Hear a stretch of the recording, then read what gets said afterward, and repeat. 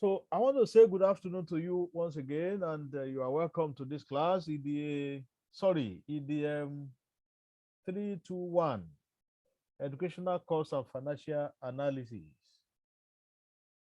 Last week, in our last class, we had a discussion on how to recover costs in education, cost recovery in education. That was what we discussed in our last class. And I define cost recovery as a way of securing funding or recouping all the costs expended on education. I told you this is important because the longevity of that sector must be secured. And if cost is not recovered, a time will come we will deplete the resources that we have in the country, and we may not be able to fund education again. But for that not to happen, various means must be put in place to recover cost.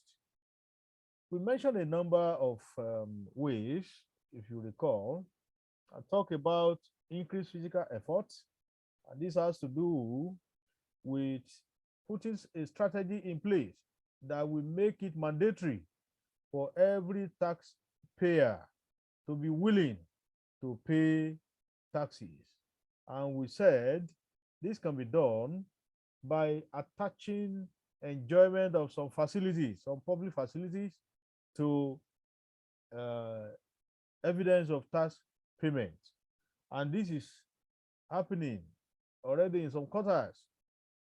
And the same thing was done in the case of NIN, when the federal government mandated everybody to be registered. And you will also remember that some public activities have been attached to that registration, including school activities. WAEC is telling us now that registration for 2022 will be hinged on presentation of NIN. So that the same thing can be done in the case of taxes, so that people will willingly submit themselves to this payment. We also mentioned private funding of education. That is, education sectors will be deregulated, and by allowing private people to come in fact, if possible, government can hands off and leave it purely on the hand of the private people. The only thing government will do is to provide regulations or policy that will guide the conduct of the operators. We mentioned student loans, and I told you that this was done before with the establishment of Student Loan Board in 1972, when students were given loan to pursue their education, and on graduation and on getting job, they continue or they begin to repay the loan. Unfortunately, because of the nature of Africa, no African man like to repay money. As at 1992, about 40 million naira, was outstanding. That is, those who were owing did not pay. Those who took the loan did not pay. And that brought a wreck to that um, arrangement. So now that arrangement is no longer in operation because it has been grossly abused. But government can revisit that arrangement and try to bring some measures that will checkmate the that will checkmate defaulting, to make it difficult for people to default. We also talk of internally generated revenue. That is, the schools should intensify their efforts in generating funds internally in order to cater for their needs. You mentioned community financing of education, where the principle of PPP, private, public-private partnership, will be put in place, and this will make uh, the burden of funding to be light on the part of the government. So those were the things we discussed, and it was on that note that we called it a day in our last class. But now we want to move from there. Today, we want to consider another topic that is related to what we discussed before. The title of that topic is Sources of Educational Revenue. Sources of Educational Revenue. In financing public education in Nigeria, all stakeholders are involved. All stakeholders are involved. When we talk of stakeholders in education, I told you last week that we are talking principally of the government, of the individuals, of the parents, of the non-governmental organization. We are talking of the communities. We are talking of companies. We are equally talking of foreign agencies. All these are regarded as stakeholders in education. So what we are saying is that education matter is so significant that all stakeholders are involved in its funding. The revenue for education financing mainly come from different sources, both internal and external sources. And when this money or these funds are pulled together, they give opportunity for the government to live up to the responsibility of providing funding for education. So today, in the specific term, we are going to see the specific sources of educational revenue. Please let me mention that immediately you cannot hear me again, just signify so that I will not be talking to the air. If you feel that you can't hear me again, you can signify by sending a message or by voice interruption. So let's begin to explore those sources, and we're going to start with the first one, which is taxation. Now, I want to begin to share my screen so that you see the PowerPoint I've prepared on this topic. There are 5 basic sources of funding education in Nigeria, and those sources are listed on the screen. Can you see my screen? Yes, sir. All right. The first one is taxation. Then the second one is fees and charges. The third one is revenue from petroleum. The fourth one is aids from international donors. While the fifth one is tertiary education trust fund. We'll start with the first one, taxation. There is difference between taxation and taxes. And I've defined taxation as the act of imposing a compulsory levy on personal income, goods, or services. That is, taxation is an act, is a process.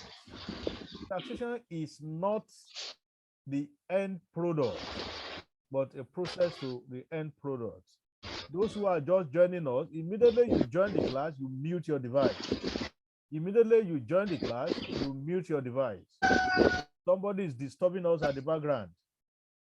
Immediately you join the class, you mute your device. The person is still not listening. The person has not muted the device. Immediately you join the class, you mute your device. So if taxation is the act, where does this act lead to?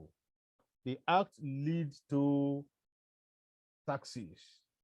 That is why we define a tax as a compulsory levy by the government on income, a product, or activity. That is, a tax can be levied on individual in the form of personal income tax, on the product in the form of indirect tax like value-added tax, or on activities in the form of service charge. Mainly, taxes are levied to finance government expenditure. But there are other functions that taxes perform or taxation perform. But we are not interested in those other functions. We are only interested in the one that has to do with getting of money to take care of government expenditure. Yeah, although sometimes taxation can be used to control the economy. Like I've told you, there are two ways of controlling the economy. It's either through taxation, which is fiscal policy, or through monetary policy. So taxation may also perform the function of mopping up the liquidity in the economy. If the government feels that the rate of inflation is getting too high, the government can impose taxes, whether on individual in the form of personal income tax or on the commodity, in order to discourage consumption of some commodities, like some commodities that are regarded as luxury in the form of electronics or vehicle. Government can impose heavy taxes on those commodities, or other commodities that are regarded as injurious to people's health if they are consumed in excess, like alcohol, like cigarettes, and some other types of drugs like that.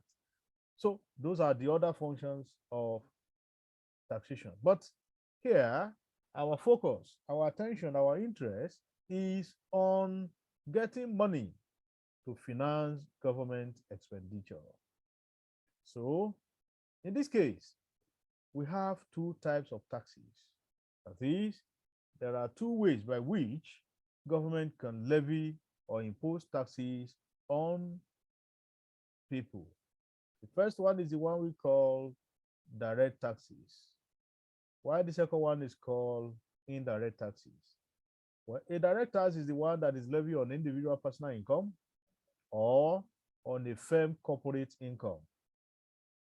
And that is why you hear of personal income tax, or you hear of company income tax, or petroleum profit tax, or death and gift taxes.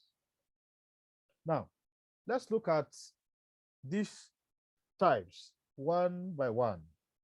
Why do we say they are direct? Why do we call some taxes direct and some indirect? A direct tax is the type of tax in which the burden is borne by the payer.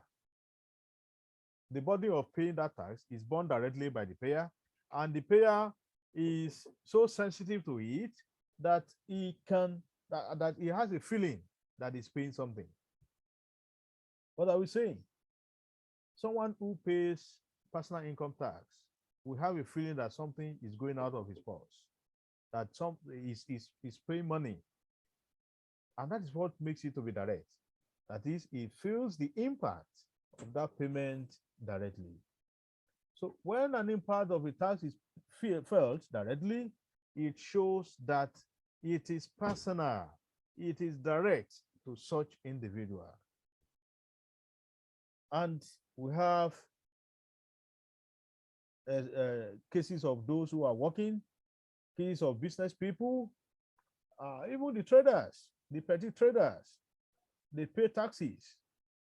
And there are a lot of ways by which the payment is calculated. For example, there is a system we call pay as you earn.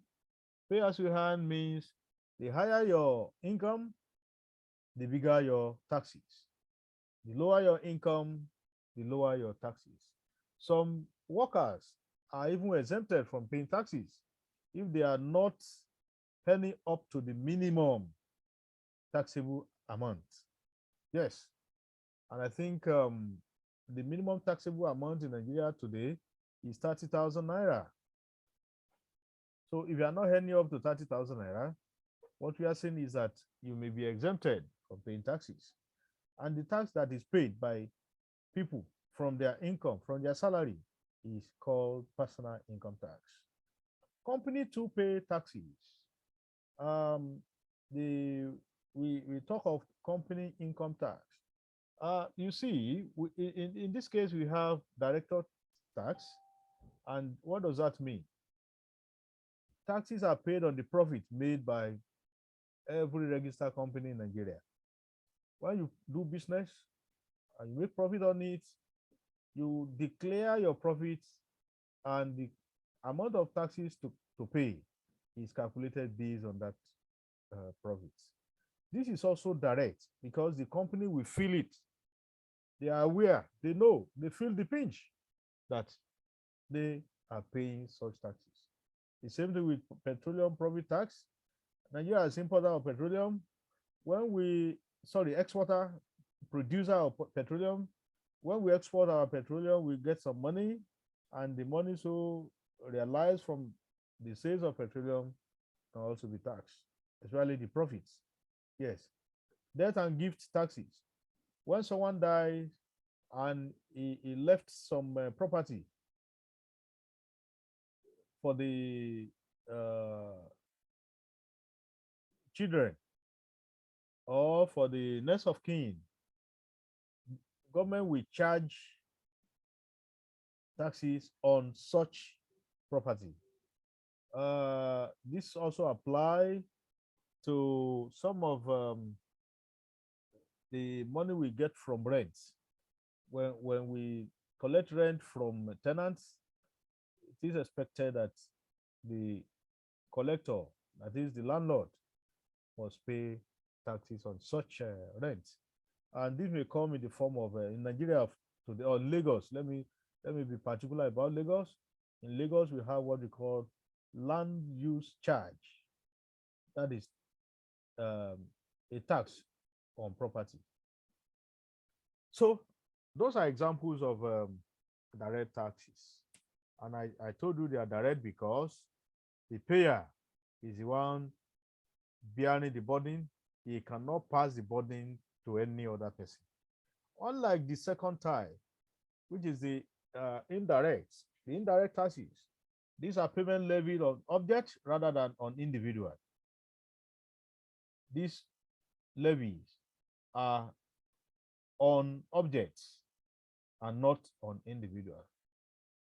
Well, they are paid by consumers of products when they buy those products, and the tax burden in this case can be passed to another person. That is, instead of one person to bear the burden, he can pass the burden to other people. Yes. Example is import duty. Import duties. When we import items or materials from other countries in the form of whatever types of item, taxes are paid in the form of import duties. This is also known as custom duties. For example, if you want to buy a car from Canada, immediately the car lands on the territory of Nigerian soil, that is at the port. Before that car can come out, there are some duties that the owner is expected to pay. And those duties will be calculated based on the value of the car.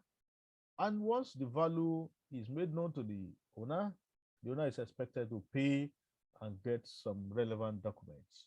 It is until when that is done that that person can bring out his car and continue to use it. But the thing there is that the money that is paid on that car is going to government kitty, government coffer in the form of consolidated fund.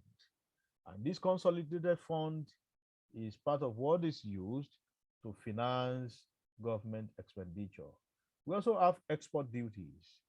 As we are bringing commodities or goods or items from other countries, we are equally sending out some products to other countries. Now, some people have gone to the level of packaging some agricultural products. If you recall, I think about 2 years ago, our government started exporting yam to European countries. They started exporting yam to European countries. It is not only yam that we export in Nigeria. We have some other agricultural produce like cocoa, like granules, like coffee, like timber, like cotton, and so on and so forth. So what we are saying is that before you can export all these, you pay money. The money that is paid is referred to as export duties.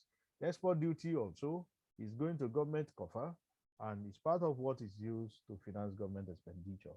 We have excise duties, and that is the taxes on the locally produced goods. Locally produced goods. So these are called excise duties. Then we have value added tax. Value added tax is very common now. And if you look at some of the receipts that are given to you when you go to supermarkets to buy anything, you just look at the receipt, you will see a column for value added tax, abbreviated as VAT. So this VAT is a tax that is levied on commodity for adding value to all those commodities. Now, what do we mean?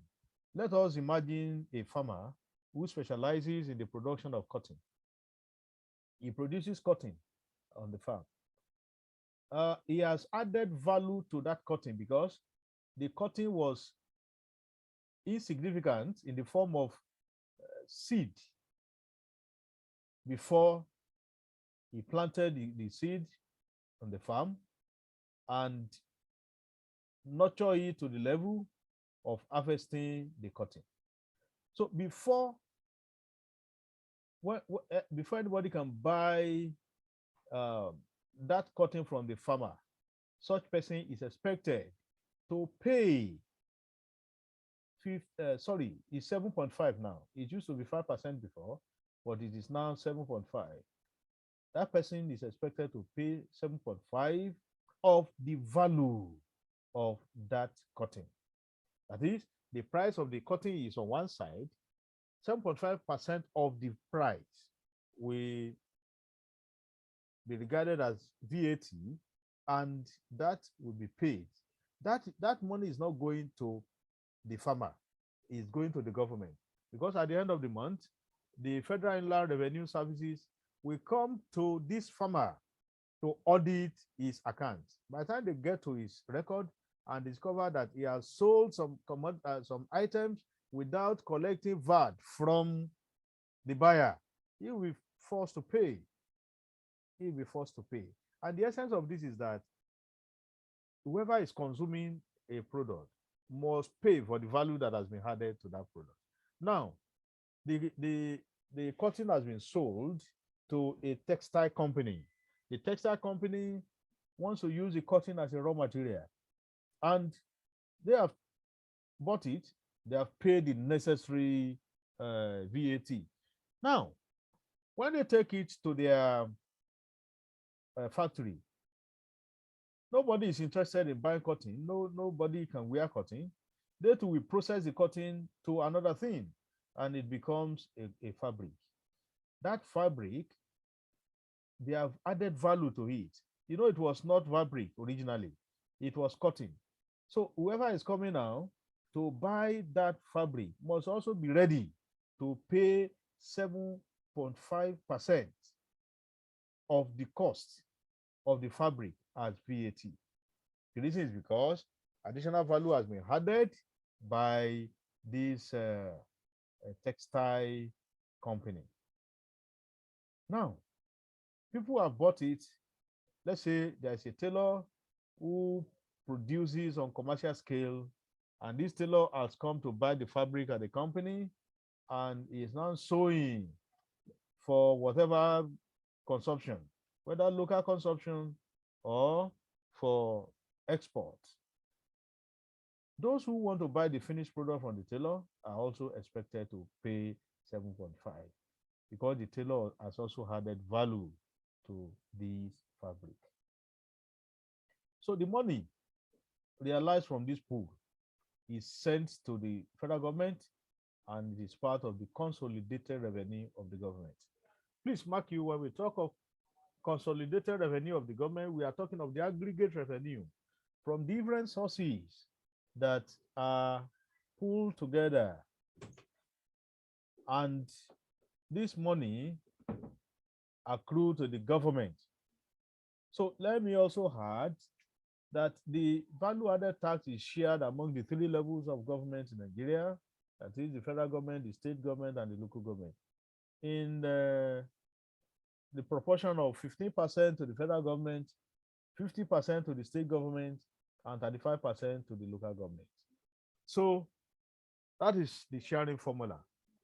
Now, there is this argument, there is this issue of who should collect VAT. Let me give you an instance. Look at this product, beer, alcoholic beer. There are some states in Nigeria that prohibit the consumption and sale of alcohol.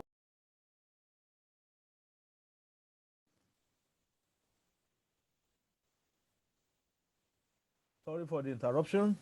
Sir, we can't hear you. Yeah, there was an interruption in the network. You know, this is Nigeria. I'm sure we will get it during your own generation. You get over it. So, beer is prohibited in some states. That is, you cannot buy it, you cannot drink it. Mute your device. Tiami, you faith, mute your device. So, when beers are sold in other states that do not have provision against it, people that buy the beer pay VAT on it. This VAT goes to the pool in the form of consolidated revenue for the government. States that prohibit the sales and consumption of beer, we also share the money, part of the money, as revenue. Yet, they won't allow anybody to sell or buy beer in their state. Now, should such state, should they benefit from the proceeds of beer? So on that basis, there's a strong argument now that VAT should be a state matter. That is, each state should be responsible for collection of VAT on the products or goods that are sold in those states. So it should not be a federal matter. Well, that is an issue for debate or discussion at another time. Now, we have talked about taxes. So both direct and indirect taxes are paid to the government, and they serve as the part of the money that the government can use to finance our expenditure, including education. Now we have the second source, fees and charges. I want to share my screen again. Fees and charges.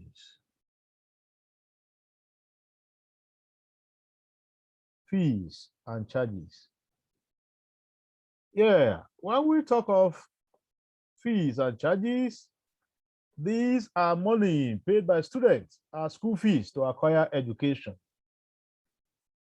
Money that are paid by students to acquire education. Although in Nigeria of today, by virtue of the Universal Basic Education Act of 2004, primary and junior secondary school are free. The same applies to federal universities. Federal universities too are tuition free. That is, students are not meant to pay. But despite the fact that students of federal universities are not paying tuition, they still pay some obligatory fees. These obligatory fees in the form of hostel accommodation, in the form of money for health insurance, and some other aspects still go to the government. And for those that pay, like the senior secondary school, the money realized from there is part of what the government can use to finance education. So what are we saying? What we are saying now is that government realizes money from fees and charges on students. The money paid by students can form part of what the government can use to fund education. Apart from these, we also have other sources, and the next one is revenue from petroleum. Since 1960, crude oil has become the major source of revenue in Nigeria. It has overtaken the money we get from agriculture. Before 1960, we used to describe agriculture as the mainstay of Nigerian economy. But as of today, agriculture is no longer the mainstay of Nigerian economy. In fact, crude oil has become the mainstay of Nigerian economy. In fact, Nigeria is the 6th largest exporter of crude oil in the whole world. Followed by UAE that occupied the 7th position. So we get huge amount of money from this source. And money that is gotten from this sector is part of what the government is using to execute our budgets. So education sector also benefits from this source. The next one is aid from international donor. We have some philanthropies in the foreign countries in the form of individual association or agencies.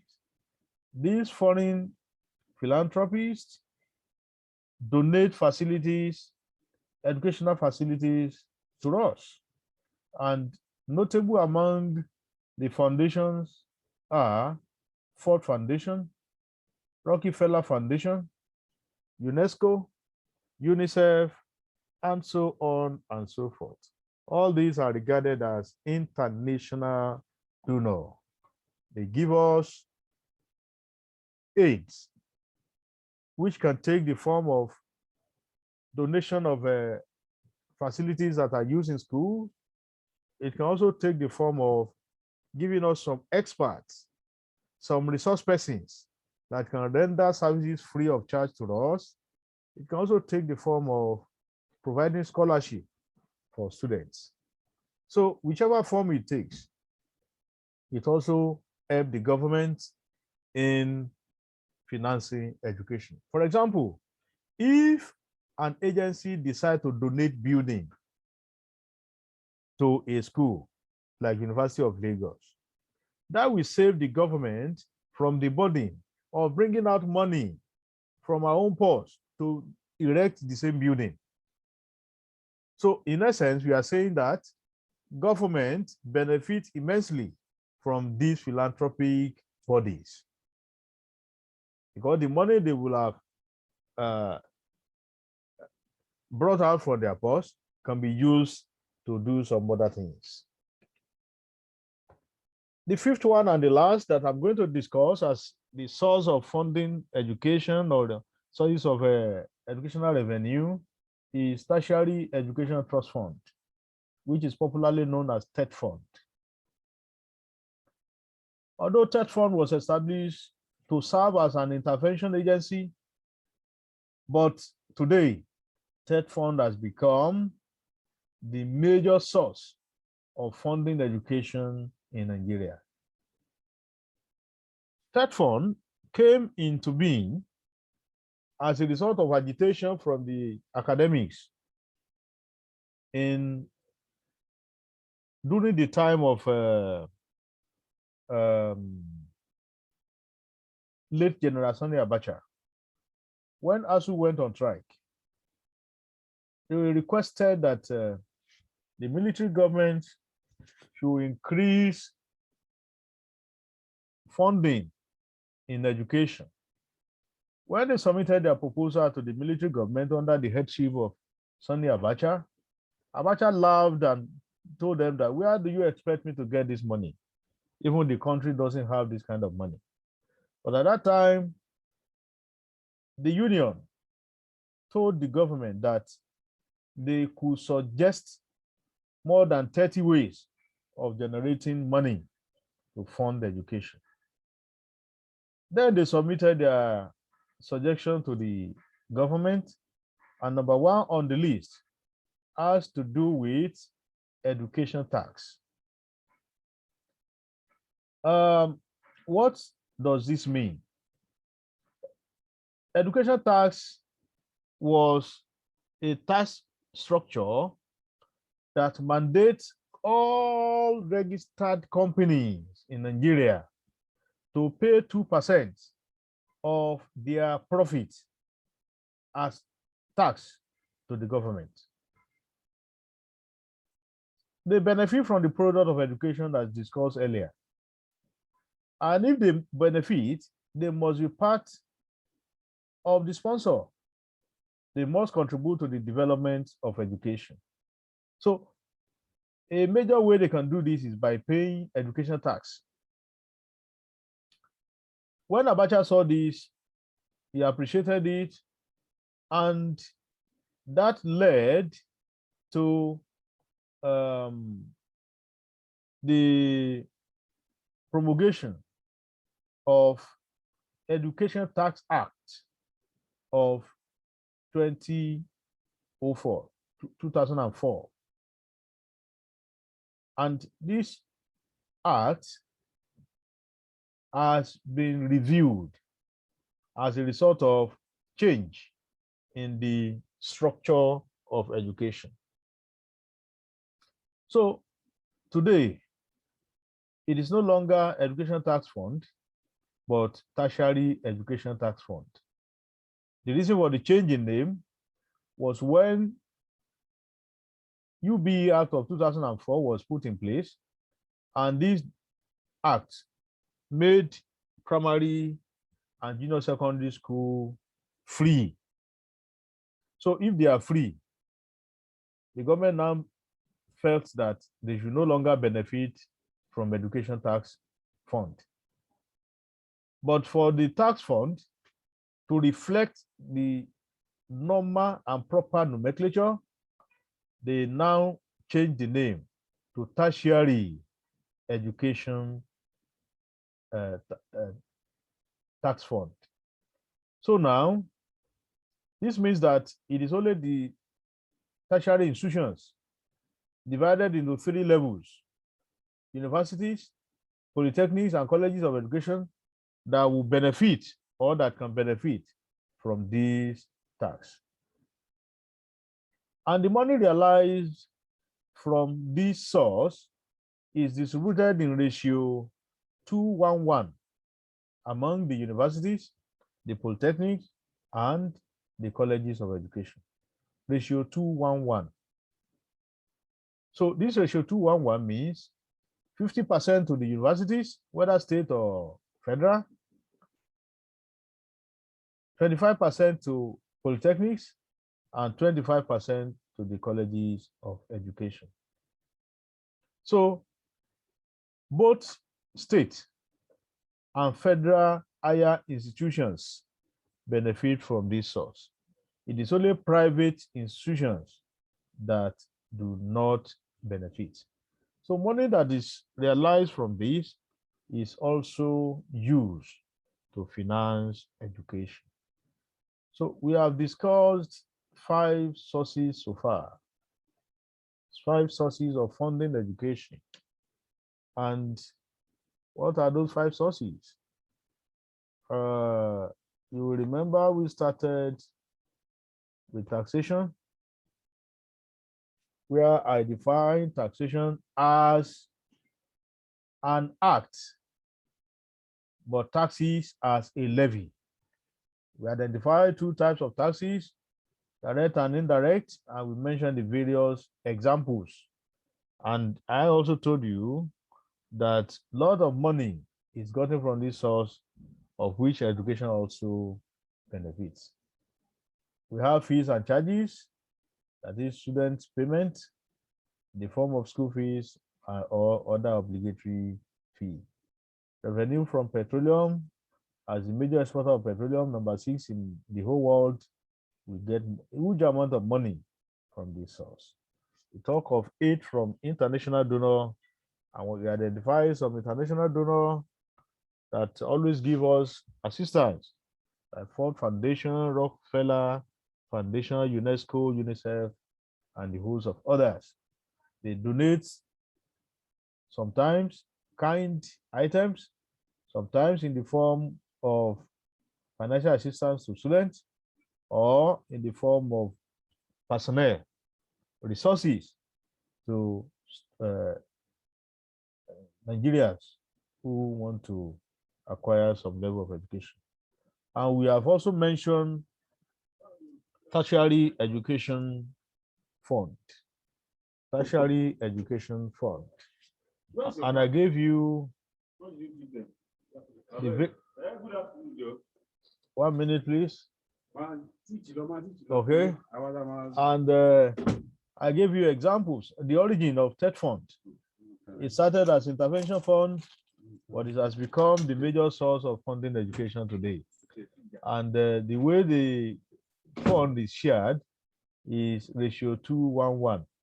Do not forget ratio 2:1:1. 2 to universities, whether private, whether state or federal.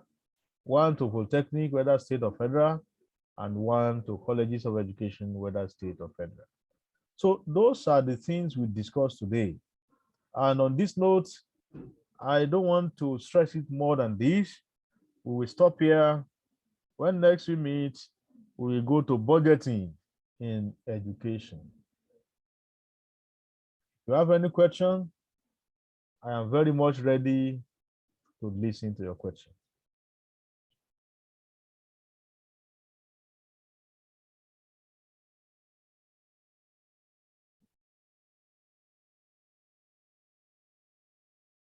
If there's no question, we call it a day. Yes, sir. Please, we need the link to the video. The previous ones? This one. Well, immediately after this class, I will make it available as usual. I will drop it in your LMS portal. Sir, someone dropped question on the chat box. What is the question now? Rosemary, on mute. Rosemary. Sir, recap on the share VAT to the levels of government. VAT, I told you federal government takes 15%, state government takes 50%, and local government takes 35%. Somebody wants to know the meaning of consolidated revenue. 1 minute. Consolidated revenue means the aggregate revenue that is gotten from different sources and pulled together for government use. That is what we mean by consolidated. You know, taxes are not the only